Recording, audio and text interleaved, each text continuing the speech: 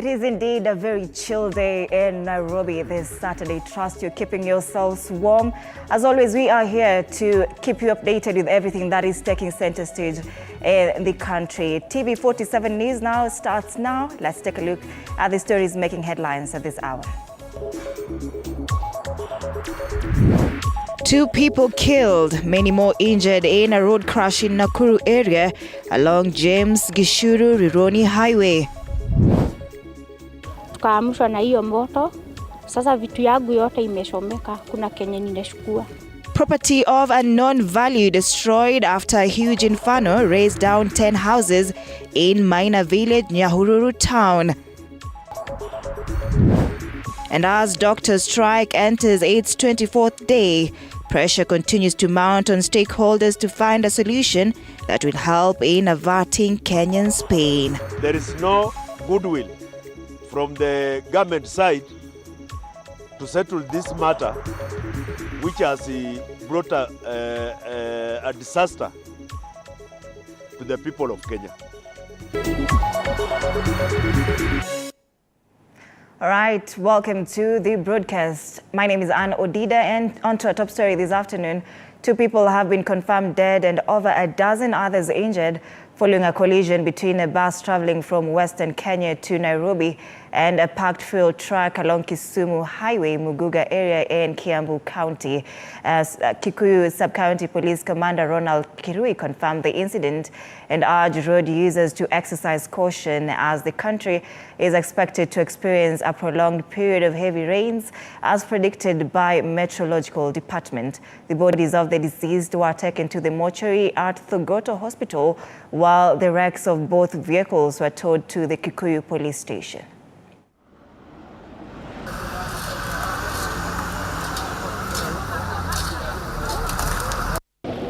Majeruhi tumewakimbiza katika hospitali ambazo ziko karibu hapa na wengine tumewakimbiza katika hospitali ya Kenyatta National Hospital.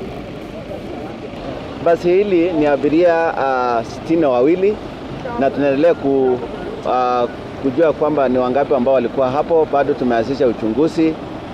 Tulipata abiria wengine wamekimbizwa hospitali. Kwa hivyo idadi kamili ya wale ambao walikuwa ndani ya gari tutathibitisha. Ajali hii ukiona wote walikuwa wanaelekea barabara, sehemu moja ya barabara. Lori ilikuwa mbele na basi ilikuwa nyuma na ikaweza kugonga lori ambao walikuwa wanaelekea upande moja wa barabara, upande wa Nairobi. Tungependa kutoa tahadhari na kuomba sana madereva wote ambao wanatumia barabara kwamba waweze kuzingatia sheria za barabara. Ajali hizi nyingi zinaweza kuepukika endapo madereva wangezingatia sheria za barabarani. Now, 3 people are nursing gunshot injuries after persons believed to be police officers allegedly shot at them in Molem area, that is in Endebess constituency, Trans Nzoia County, as they tried to enforce an eviction order on a parcel of land which has been in contention for over 40 years. Isaac Famba with more.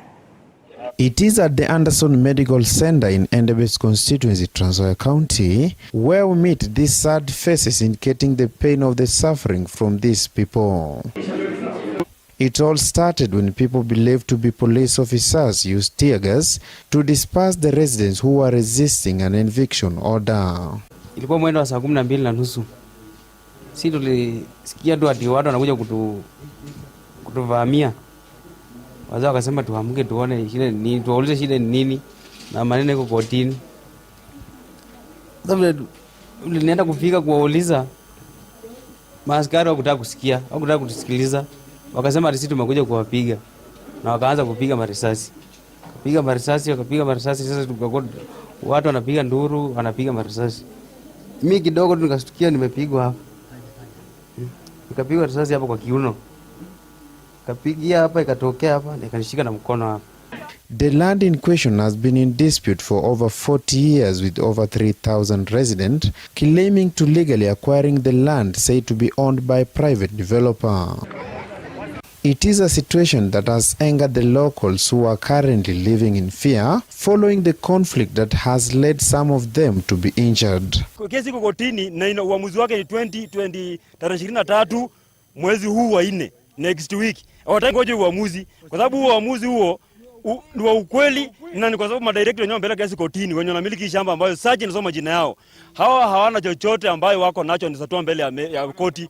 Tulikuwa tunaomba serikali, tunaomba rais aweze kuangalia hii maneno inaendaje, na tunaomba Kindiki aweze kukuja kutoa OCS Endebess na OCPD, maana hawa ndio wamekuwa watetezi, wamekuwa wanaficha machambani. The county government through Land CEC General Mutama has proposed to have a dialogue between the two parties to end the dispute. Kama serikali ya county tunataka kuomba wale ambao ni walalamishi waje tukae kwa meza moja pamoja na county government pamoja na national government security, tujadiliane ili ikiwa ni ukweli watu hawa wanafaa kukuwa evicted watolewe kwa njia ya ubinadamu.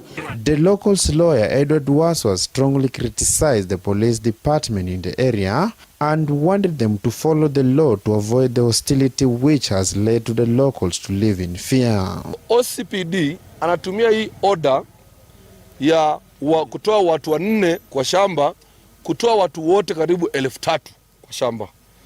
Tukimwengage kama mawakili kumuuliza atupatie order ambayo anatumia kutoa wananchi kwa shamba, anasema hiyo si kazi yake. Ameinsist ya kwamba wameelewana kama security team kutoa watu kwa shamba. Isaac Famba, TV47, Trans Nzoia County. Now, property of unknown value has been destroyed after a huge fire raised down 10 houses in Minor Village, Nyahururu town. The 4:30 a.m. inferno whose cause is still yet to be established started from one house and spread to others. They have accused the county fire department for taking too long to extinguish the fire, as Kisewa Emory reports. Screams punctuated the air near dawn in Minor Village, Nyahururu, Laikipia County, when residents were awakened by a massive fire that burned down at least 10 houses before it was extinguished. According to one of the victims, the fire began at around 4 a.m. and with her home being near the origin of the fire, she lost all of her possessions as well as the destruction of her home. Moto inatoka room 1, tukaamshwa na hiyo moto. Sasa vitu yangu yote imeshomeka, kuna kenye ninashukua kila kitu. Hiyo moto imeanzia saa 10:20. Hata kama imesimika kwanza imeshoma. Residents who heard the noise and cries arrived on the site, and with the assistance of the Laikipia County Fire Brigade, which arrived minutes later, the fire was extinguished 1 hour later. Usiku wa leo tumepata shida ambayo ilitokana na moto. Tulipata kusikia nduru kitu saa 10 na karibu na nusu. Tukakimbia kujaribu kuzima, vijana walifika mbele. Na kwanza mimi huwa nashukuru vijana hapa Maina sana. Sababu kitambo tufike, wamefika, wamejaribu kurescue. Isipokuwa kuna mama moja ambaye vitu vyake vyote vimechomeka moto. Hata vitabu, nguo za watoto, nguo zake. Huyo tu ndio hawakuweza kuokoa vitu yake, lakini majirani na nyumba zilizopakana walijaribu sana mpaka wakaokoa vitu. Affected families are now pleading with well-wishers to come to their aid because they have lost everything, while urging the president to consider the village for an affordable housing project because many families in the area live in poverty. Watoto wangu hawana kitu yoyote, hawana vitabu, hawana nguo, kila kitu hawana.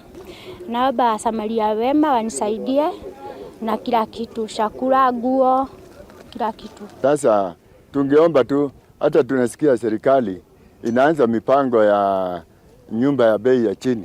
Waje hapa Maina, watutengenezee hizo nyumba. Tutaishi tu na tutalipa, hata sisi ni hustler. All right, now as the doctor strike enters its 24th day, pressure continues to mount on stakeholders to find a solution that will help in averting deaths. A section of political and religious leaders are calling on the president to intervene, as Chichi Josephine now tells us. Following the escalating doctor strike across the country that rolls into day 24, Wiper leader Kalonzo Musyoka has termed it a matter of national urgency that needs to be solved immediately to avoid more deaths of innocent Kenyans. We are losing so many Kenyans, and somebody somewhere should have a heart of flesh, not a heart of stone. When doctors go on strike, it's not a normal thing.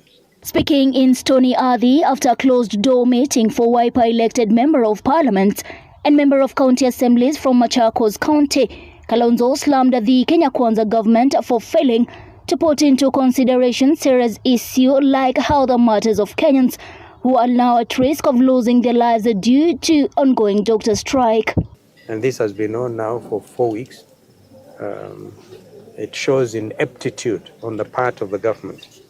It has shown the lack of even professionalism. We are dealing with high professionals. At the same time, Council of Governors want the 2017 CBA between the Doctors' Union and the government relooked into, saying it contains components that are not only difficult to implement but unreasonable. The CBA was signed in 2017 and some of those terms that have been put there are the ones I'm talking about. A CBA that talks about interns being recognized by the union, yet they're not employees of the either OMEOCH or Council or the county governments.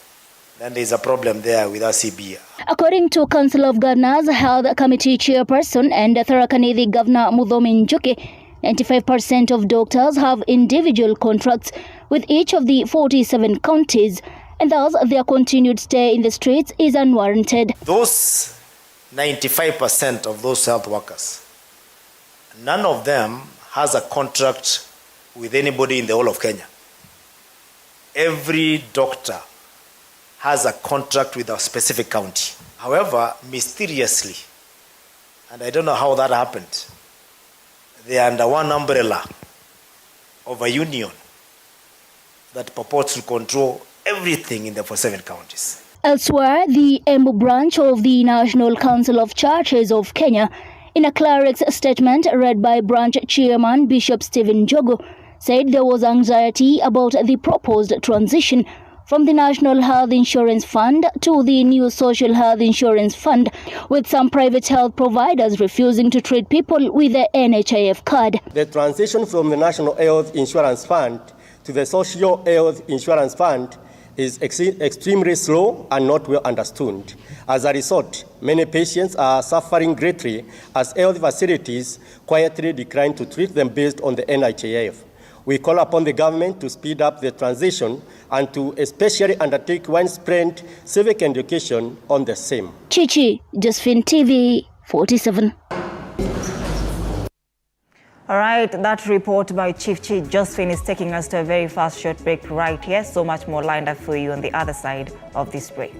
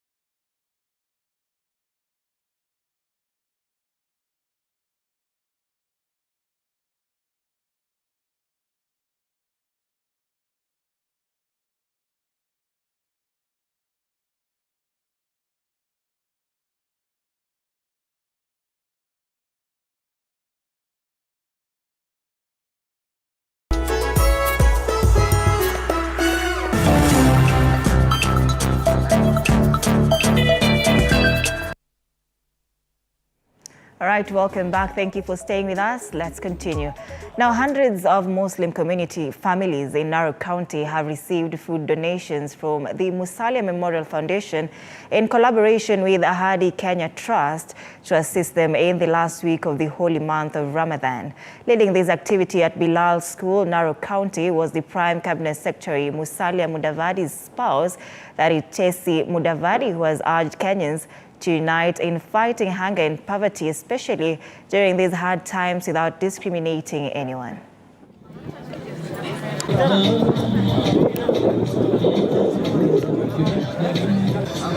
Upokee chakula tumekualetea kwa heshima, tafadhali. Thank you. Tunaanza na hao watano, wengine watakuja baadaye. Nangetaka wale watu wamekuja na mama wao. Today we are here to celebrate with our Muslim sisters and brothers for these Ramadan festivities. What I would want to say is that we have come especially to celebrate with the elderly and the persons with disability and the vulnerable and orphans children. What I want to say is that hunger does not know any religion. Hunger does not know any tribe. Diseases and illness does not know any religion. And also poverty does not know any religion. So it's calling upon all Kenyans to support each other regardless of their religion affiliation. And that's why we're here today as Christians, to support our Muslim sisters and brothers by giving them foodstuffs so they can be able to have a very dignified Ramadan. Now, as learners continue with the fast-term break, social media consumption has been termed as the motive for early pregnancy, and many indisciplined cases being witnessed among young women in the society.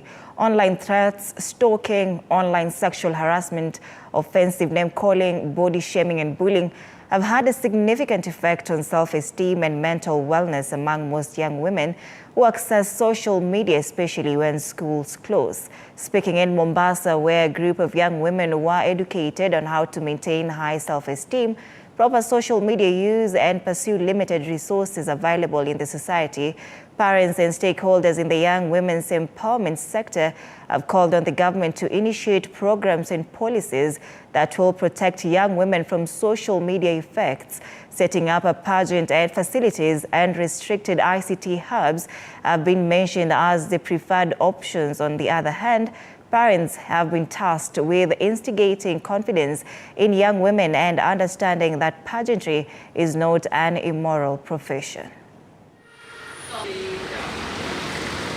We are in an age where social media is all the rage, and we have to be careful of what is influencing young girls and even young men. They are so easily influenced, especially around preteen, teenage ages. They are starting to learn their identities, and they are being influenced to go left and to go right. So if the government can put in place programs to help mold and shape young women in the areas of education, the areas of etiquette, and the areas of confidence and learning their true selves, as well as the fun things like I teach makeup, fashion, modeling, areas of pageantry, it can definitely mold and shape them into their future. Huyu amewapa hekima kulingana na mitandao ya siku hizi, jinsi ya kutumia mitandao, masimu, Instagram, sijui WhatsApp, hizo zote zimewapa uwezo wa kufunguka na kuelewa mambo zaidi na kuweza kusimama na kujitetea na kujua kwamba kila mtu ana talanta yake. Wasichana wengi ni rahisi kuangukia katika hali hizo za kupata mimba mapema, lakini mafunzo haya ya leo ni mafunzo ambao wao wenyewe wakiyashikilia yataweza kuwapa msimamo katika maisha yao. Msichana amechukuliwa kwa kiwango cha juu zaidi, kwamba msichana lazima kuwe hivi, anafaa aende katika hizi njia, na asipokwenda katika hizo njia, wasichana ama kijiji inaanza kusema huyu msichana ameondoka katika hizo njia. Millions of people countrywide in need of medical attention continue to bear the brunt of the doctor strike, which continues to paralyze the healthcare system. In a statement to the media, the Bunge la Mwananchi has asked the Healthcare Cabinet Secretary Susan Nakumicha to find a peaceful way to settle the matter before it turns into a full-blown crisis. The civic rights outfit has also threatened to stage a protest in support of the doctor strike and join the push for Nakumicha's impeachment if she does not take the doctor's pleas seriously. We are gathered here as Bunge la Mwananchi fraternity and family to register our voices on the matter of the health sector in this country, because the health sector in this country, we have a very big problem in the health sector. Doctors, clinical officers, nurses, and lab technicians are joining the strike tomorrow. So it is a disaster in this country, and there is no willingness or commitment from the government side to settle this matter of the doctor strike. Ndio watchdog. Najua saizi hakuna opposition. Si mnajua opposition pia yako EU pia amelala kwa kitanda pale na papaswa kidogo. Sasa bunge ndio opposition. Sisi ndio tutatetea hao watu 45 million. Na itafika siku tumwapee makataa. Kama hamta act 5 days to come, itabidi sisi kama bunge la mwananchi pia sisi tutajoin hiyo strike, na tutakuja hapo kwa Nahumincha. Tutaongea Kibukusu, tutaongea Kiswahili, na tutaongea Kizungu. Now, residents of Nyamache in Kisii County continue to plead with the area MP to speed up with the plans of the construction of Nyamache Bridge that was swept away on the night of 1st of May last year. For close to a year now, the residents have been forced to contend with daily face-to-face encounter with danger as they navigate their daily lives. Kombo Alfayo with more. Barabara zetu zimeharibika, daraja imeharibika. Hebu angalia hii daraja ndio kubwa tunatumia kwenda kwa ofisi zetu kuu. Lakini ovili wewe mheshimiwa mzima utaki kusikiza maneno ya wananchi. Residents of Ubasi constituency, Masige East Ward continue to suffer for close to a year now, since the main bridge connecting the town center and administrative office area was swept away by heavy rainfall the night of 1st May 2023, making it difficult for the residents to navigate. Daraja tangu ichukuliwe na maji imechukua kama mwaka mmoja, ndio ina connect ofisi za DC county office. Watu wengi hapa Lambo sasa kusafiri kwao kwenda hapa Lambo inakuanga vigumu sana. Juu lazima kuja paki gari hapa achukue boda, na kuna msongamano wa pikipiki. Tangu ichukuliwe na maji, MCA wa area hii alisikana akatengeneza daraja ndogo hapa ya miguu, na sisi tunajifinya hapo kwa pikipiki. Sasa tunafinyana pia boda na watu wa miguu. Pleas from the residents requesting for the reconstruction of the bridge have always seemed to be falling on deaf ears. Tunaumia. Kama umeshindwa kututengenezea daraja, tafadhali tuambie sisi wenyewe, tutafuta hata mchango tutengeneze barabara. Sababu watu wengine tunaenda vibarua, tunaogopa kupita hata ndani ya miti sababu tunaweza repiwa. This has posed a lot of danger to the school-going children, making it difficult to cross the bridge, while those with the school bus forced to navigate on a 6-kilometer road before reaching their homes. Basi wezi pita hapa, inabidi washuke wapande miguu, na asubuhi mapema shule na kusanywa 6:05, inabidi wanafunzi wanatembea hii usiku wakuja wafuke hapa ndio wapate pasi ya kufukisha. Sasa hiyo inakuwa hatari kwa wanafunzi wadogo na watoto wale wachanga wanaoenda shule, inakuwa hatari sana. Sasa ndio inapatanga kazi ngumu, hiyo barabara inasunguka, hiyo barabara bado inaharibika. Wakati kumenyesha hiyo barabara ipitiki, so ambulance ni kama ina risk sometimes kufikia mgonjwa.